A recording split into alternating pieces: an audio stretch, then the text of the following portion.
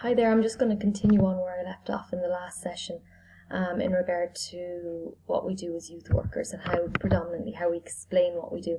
So just kicking off again there from what Spence was talking about. So how do we talk about those conversations or those happenings within the work and within the process that really aren't probably big news if you were to try and translate them into funding reports and funding forms. So, somewhere along the line our voice gets lost, and what we're actually doing and what's actually been achieved within the process of youth work is often lost, basically.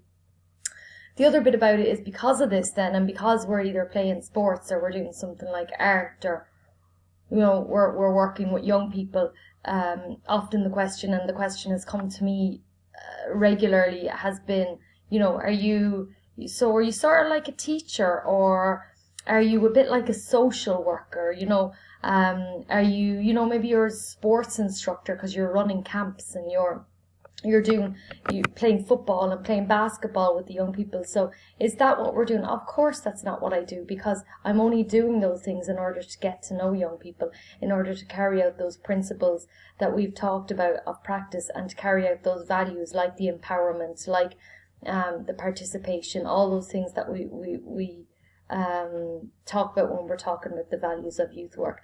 Are we counsellors? Are we social care workers because we're there with young people, we're helping young people? Sometimes part of our work includes that, so is that are we one of those labels? Of course I'm not, and of course you're not, but it's still trying to get across the message of what we do is easier said than done. And I suppose that's the importance of studying youth work and doing a master's like this, is to really be able to make that differentiation. So when we say we're not social workers or we're not teachers, well then what are we? And often I have been in probably the presence of youth workers who don't say that they're social workers, or they don't say that they're teachers, but will sometimes say, well, we're a bit like a teacher, or we're a bit like a social worker, but they don't actually explain what they are. So we often explain what we are and what we're doing in relation to another profession, but what are we as a profession, okay? And in between there, you'll see some of those headings. I've put social educators, and I think this is probably the nearest to what we possibly could describe, but there needs a little bit more of I suppose exploration of this heading. But I'll come back to social educator.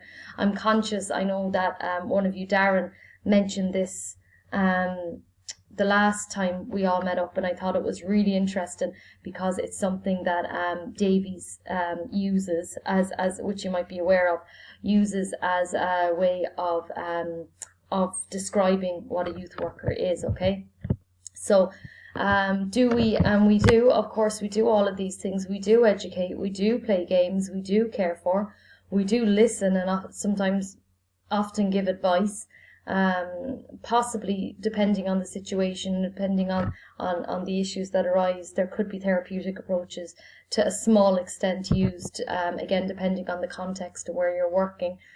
And we do ensure the welfare of the young person is looked after, okay? So we do all of these things. So again, it goes back to that question, what do we do as youth workers, which is different from teachers or social workers, etc., that the rest of them don't do. And this is often the difficulty. And even though we might know and we're able to explain that to ourselves, we can say, well, we're meeting them where they're at, and that's fine. How do we transfer this to the outside without the message getting lost in translation? So back to this point. So Davies and Gibson conceptualize youth work as the social education of the adolescent. So if they conceptualize youth work as the social education of the adolescent, does that mean that we are social educators? And you could absolutely argue that that is our role, is around social education, is around how young people contemplate life within the society we live in, how they rethink the society that we live in, and how they are part of the society that we live in, okay? And that sort of brings you back to your lenses and your sociological approaches. But you could absolutely argue that that's what youth work endeavours to do. So I suppose a few ways of understanding youth work. The first one would have been one that I have often said myself, would be that we're adults without agendas. So we're not there to, like I've already described, we're not there to make sure that the young person learns their maths and their English and their history and their French and whatever else formal subjects are there.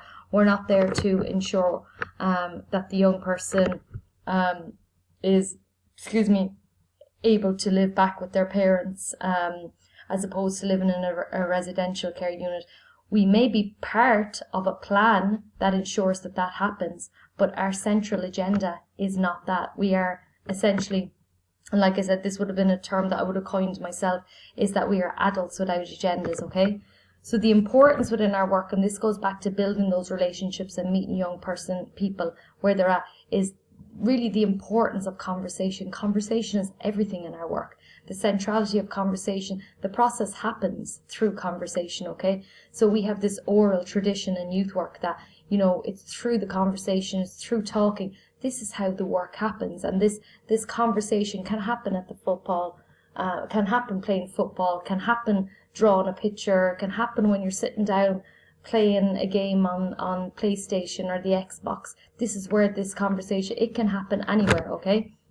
So, and like I've said before, it's a humanistic practice, okay? So it's working with young people, and can be seen and can be labeled as a humanistic practice, okay?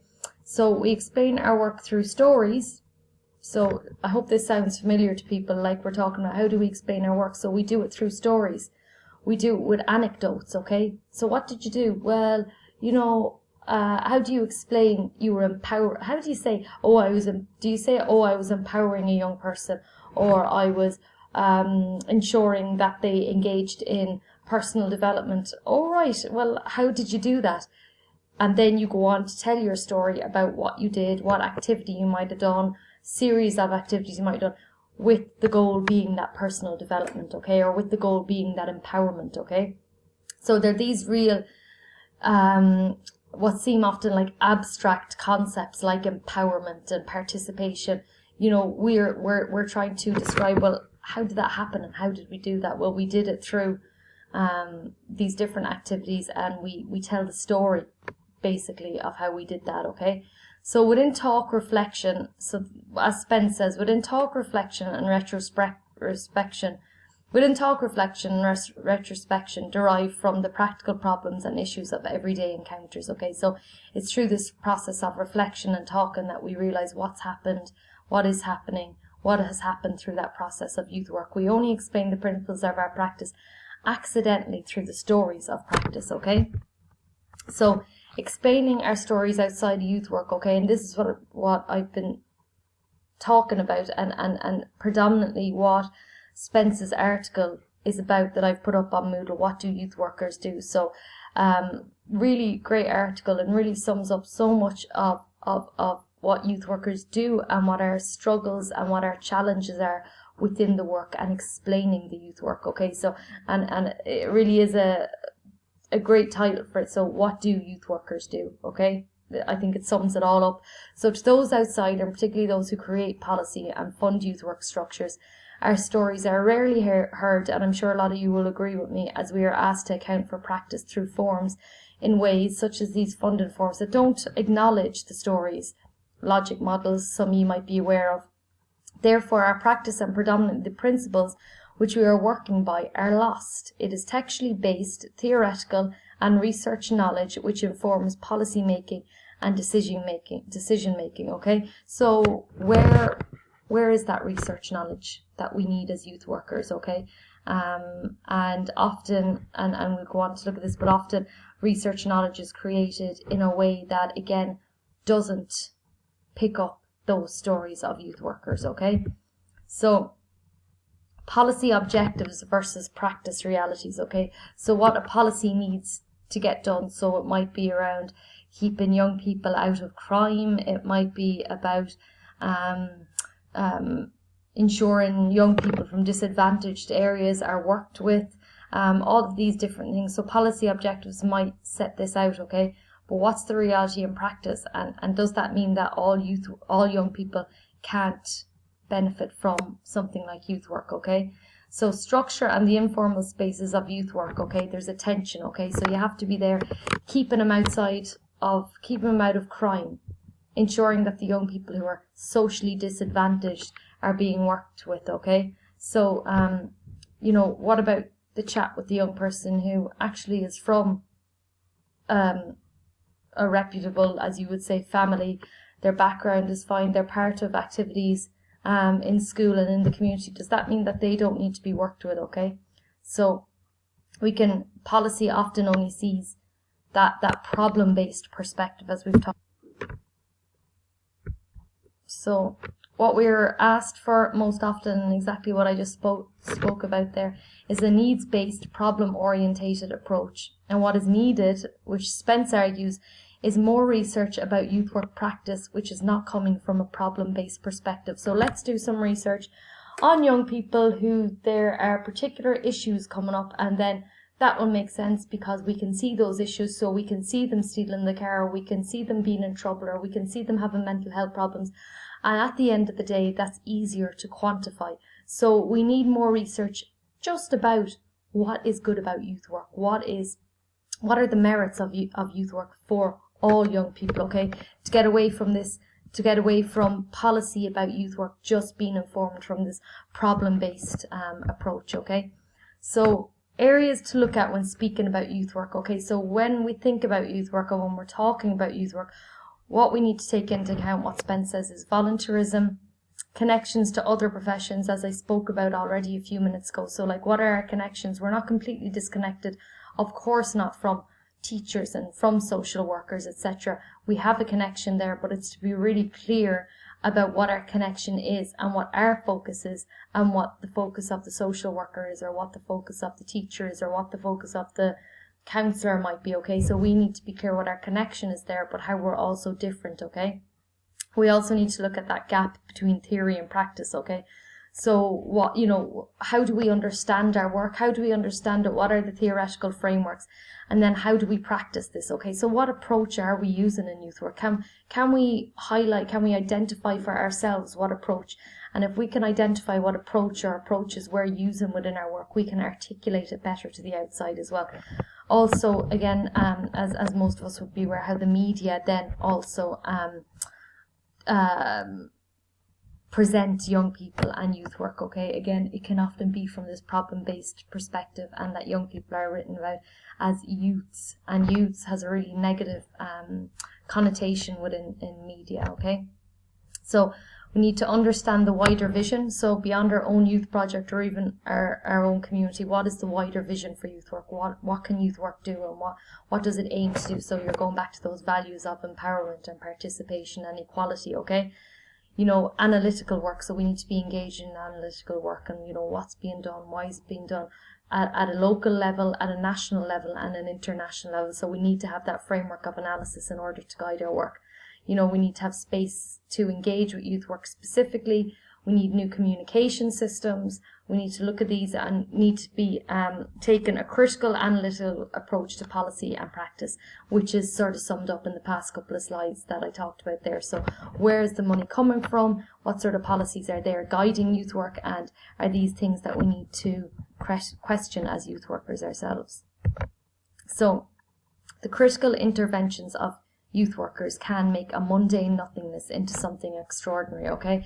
And I hope this resonates with you, because it really resonates with me about what youth workers do. It really is in the everyday, in the little changes.